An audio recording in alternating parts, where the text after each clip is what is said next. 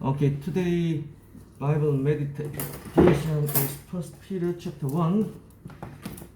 From first verse to last verse, let's read together. From verse to last verse, let's read it together. First Peter chapter 1, from first verse to last verse, let's read together. Moi, P, 5. សូមបុត្រពេត្រុសជាសាវកនៃព្រះយេស៊ូវគ្រីស្ទខ្ញុំផ្ញើមកពួកអ្នកខ្ចាត់ខ្ចាយដែលសំណាក់នៅស្រុកប៉ុនតូសស្រុកកាឡាទីស្រុកកាបាដូគៀស្រុកអាស៊ីនិងស្រុកប៊ីធូនីជាពួកអ្នករត់តាមបញ្ញៀននៃព្រះដ៏ជាព្រះវរបិតាដោយព្រះវិញ្ញាណទ្រង់ញែកជាបរិសុទ្ធដើម្បីឲ្យព្រះស្ដាប់បង្គាប់ព្រមទាំងបានព្រះលោហិតនៃព្រះយេស៊ូវគ្រីស្ទប្រោះលោះខ្លួនសូមឲ្យអ្នករាល់គ្នាបានប្រកបដោយព្រះគុណនិងសេចក្តីសុខសាន្តកាន់តែច្រើនឡើង Until last verse. សូមសរសើរដល់ព្រះដ៏ជាព្រះវរបិតានៃព្រះយេស៊ូវគ្រីស្ទជាព្រះអង្គម្ចាស់នៃយើងរាល់គ្នាដែលទ្រង់បានបង្កើតយើងឡើងជាថ្មីតាមសេចក្តីមេត្តាករុណាដ៏ធំរបស់ទ្រង់ដើម្បីឲ្យយើងរាល់គ្នាបានសេចក្តីសង្ឃឹមដ៏រស់ដោយសារព្រះយេស៊ូវគ្រីស្ទទ្រង់រួចពីស្លាប់ឡើងវិញហើយឲ្យយើងបានមរតកដែលមិនចេះពុករលួយក៏ឥតសៅហ្មងហើយក៏មិនដែលស្រពោនឡើយជាមរតកដែលបំរុងទុកឲ្យយើងរាល់គ្នានៅស្ថានសួគ៌គឺឲ្យយើងរាល់គ្នាដែលព្រះជាស្ដានៃព្រះកំពុងតែថែរក្សាដោយសារសេចក្តីជំនឿសម្រាប់ឲ្យបានសេចក្តីសង្គ្រោះដែលប្រុងប្រៀបនឹងសម្ដែងមកនៅជាន់ក្រោយបង្អស់នោះអ្នករាល់គ្នាក៏មានសេចក្តីអំណរជាខ្លាំងក្នុងសេចក្តីសង្គ្រោះនោះ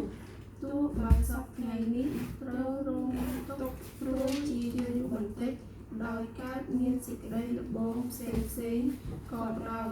ដើម្បីឲ្យការសកលសេចក្តីជំនឿនៃអ្នករាល់គ្នាដ៏ពិសេសជាងមេដែលតែងតែខូចទោះបើបានសាងនឹងភ្លើងក៏ដោយនោះបានឃើញសម្រាប់ជាសេចក្តីសរសើរគេឈ្មោះនិងសេរីល្អក្នុងការដែលព្រះយេស៊ូវគ្រីស្ទទ្រង់លេចមកដែលអ្នករាល់គ្នាមិនបានឃើញទ្រង់ទេតែបានស្រឡាញ់ទ្រង់ហើយទោះបើនៅជាន់ឥឡូវនេះអ្នករាល់គ្នានៅតែមិនឃើញទ្រង់ទៀតគង់តែមានចិត្តជឿដែរហើយក៏ត្រេកអរសាទរក្នុងទ្រង់ដោយសេចក្តីអំណរដ៏ប្រសើរដែលរកថ្លៃមិនបានដោយបានទទួលចុងបំផុតនៃសេចក្តីជំនឿអ្នករាល់គ្នាគឺជាសេចក្តីសង្គ្រោះដ៏ប្រលឹង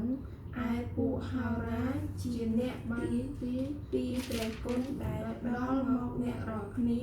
គេបានស៊ើបសួរហើយខំរកឲ្យដឹងពីសេចក្តីសង្គ្រោះនោះទាំងស្វែងរកឲ្យដឹងពេលវេលាណា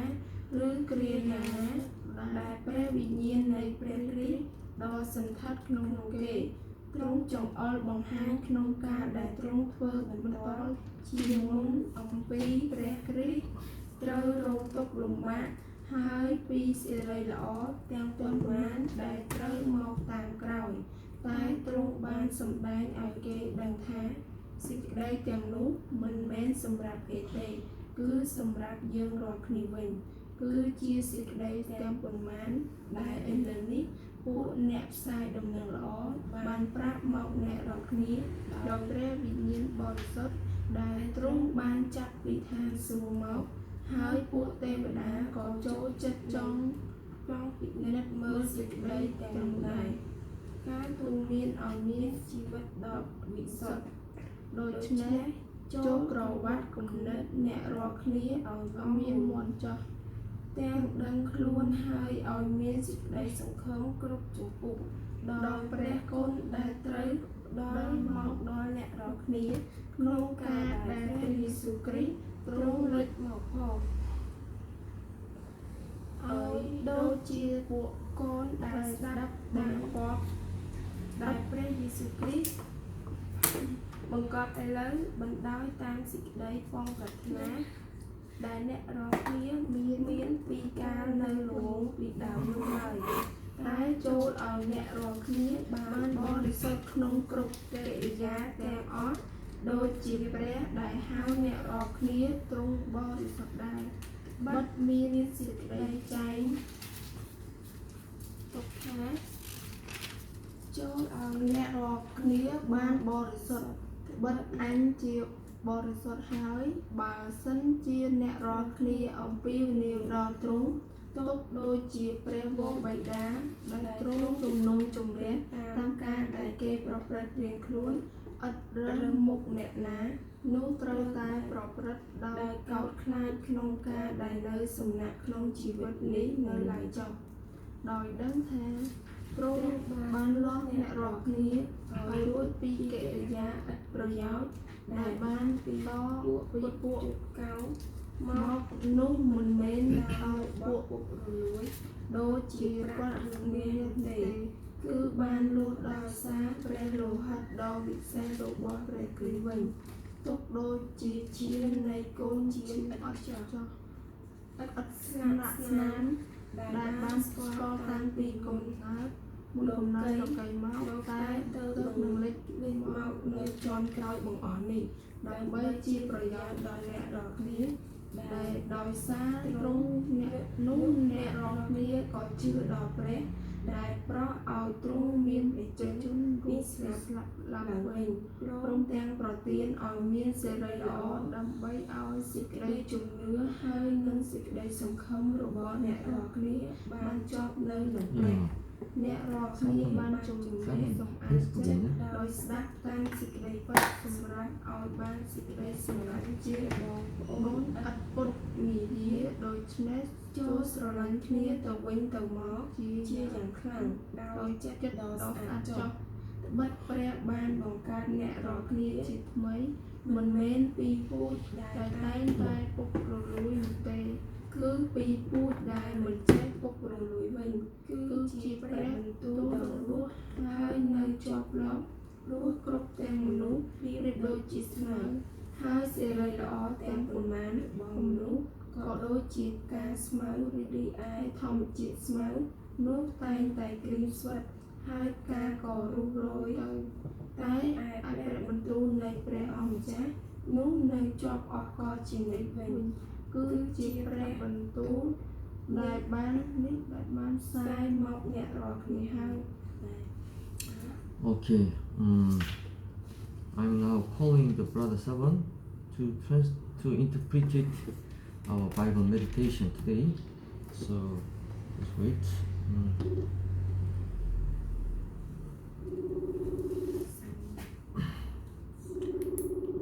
So we will think about the four kind of the Bible verses written in the First Peter chapter 1. Brother Saban.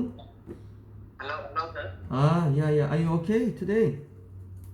Yeah, okay, sir. Okay, so are you free to interpret my Bible meditation today morning? That's okay, yeah. Okay, Please, sir. okay, yeah. Please help me. Okay, you can greet each other with Didi and Janna now. Yeah. Okay, nang susday. ចាសស្ដីលោកគ្រូ Okay. Yeah. Okay, so our today Bible meditation subject is First Peter chapter 1. Yeah, and there is at least four verses we will think about it. យើងនឹងនៅវិភាគនៅក្នុងព្រះគម្ពីរចាប់ពេត្រុសខទី1ចំពោះ Okay, and First Peter chapter 1 verse 2 said, នៅក្នុងពេត្រុសទូទី1ខទី2 Verse 2 said, God foreknew our salvation in advance before getting the salvation for us. God foreknew our salvation in advance, and according to our God's foreknowledge, God choose some people to get salvation. ចឹងមានន័យថាប្រសិននៅក្នុងព្រះគម្ពីរនេះក៏បានប្រាប់យើងថាចេះមនុស្សគឺត្រូវមានមនុស្សម្នាក់ដែលគាត់នឹងត្រូវជ្រើសរើសសម្រាប់ក្នុងការដែលសេចក្តីសង្គ្រោះនេះត្រូវតែមានម្នាក់ដែលបានសេចក្តីសង្គ្រោះមុនដើម្បីឲ្យយើងអស់គ្នាបានស្គាល់នៅសេចក្តីសង្គ្រោះដែរ Because God is Almighty God, that's why God knows everything from the beginning to the end of whole our life. That's why God knows in advance which people can get the salvation or not by birth. But it does not mean God choose some people to get the salvation and some people not to get the salvation. It does not mean like this. God just foreknew everything like this. ឃើញមិនថាទ្រង់បានជ្រាបគ្រប់ការទាំងអស់តាំងពីដើមដំបូងហើយរហូតដល់ចុងអញ្ចឹងមានថាទ្រង់បានដឹងថាអ្នកណាគេដែលបាននៅសេចក្តីសង្គ្រោះ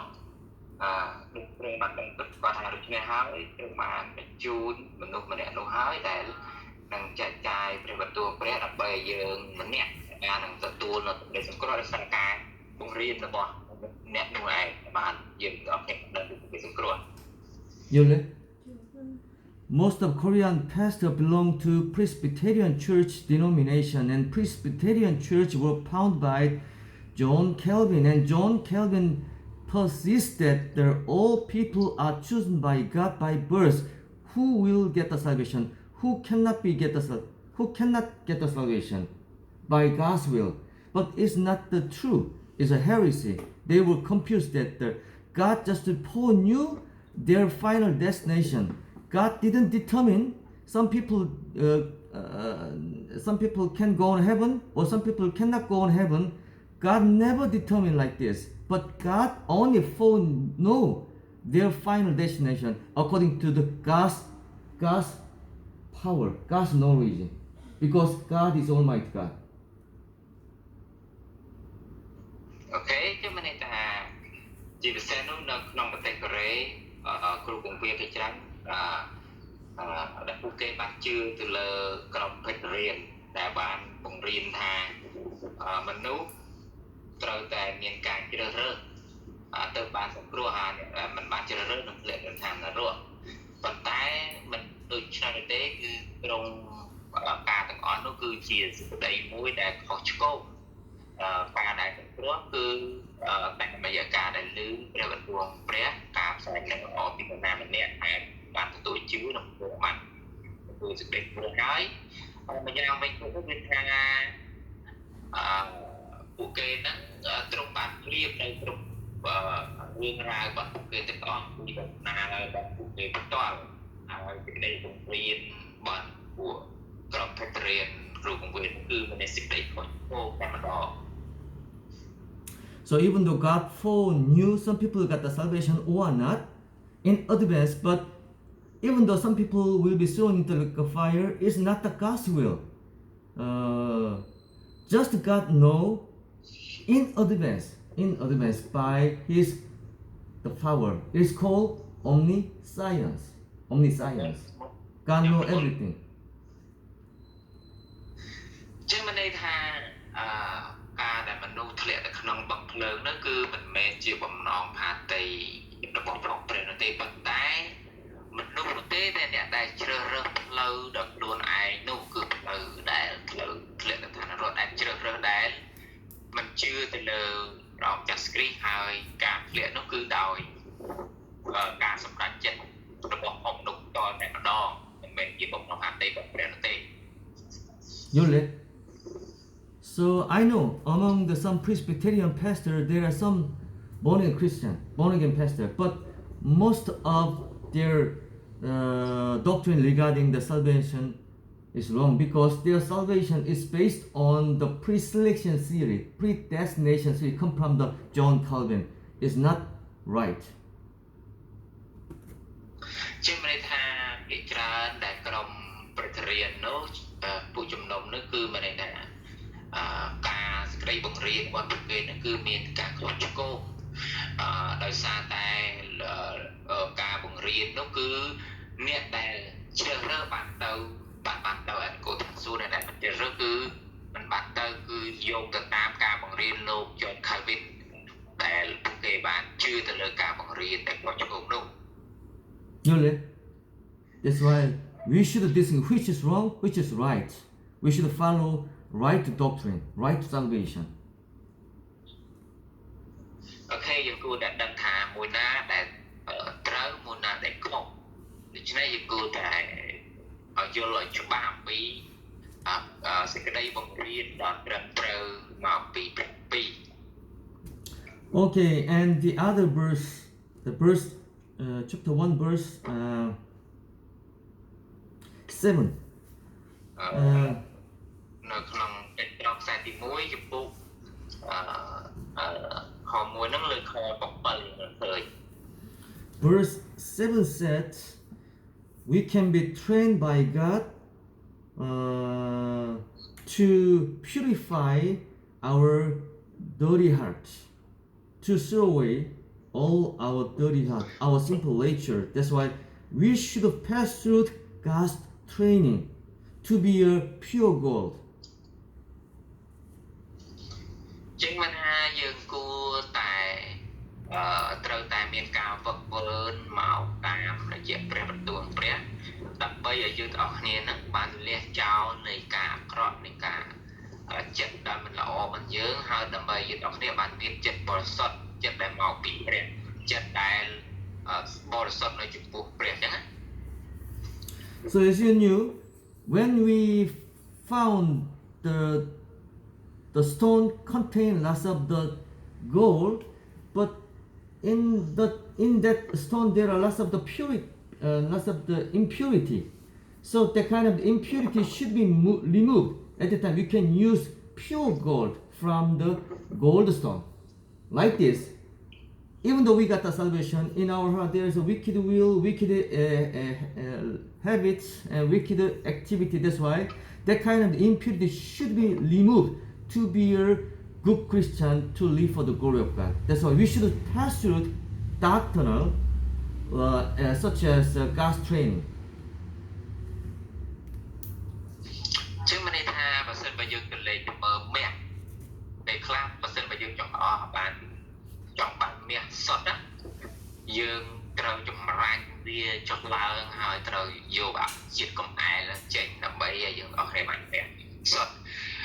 យ៉ាងម៉េចវិញនោះវាគ្រាន់តែជាឧទាហរណ៍ប៉ុន្តែសម្រាប់យើងអស់គ្នាជាគ្រីស្ទបរិស័ទគឺទ្រង់ចង់បង្វឹកបង្វើយើងដើម្បីយើងអស់គ្នាបានខ្លាយទៅជាគ្រីស្ទបរិស័ទមួយដែលបរិសុទ្ធគឺគ្រីស្ទបរិស័ទដែលរឹងមាំហើយគ្រីស្ទបរិស័ទដែល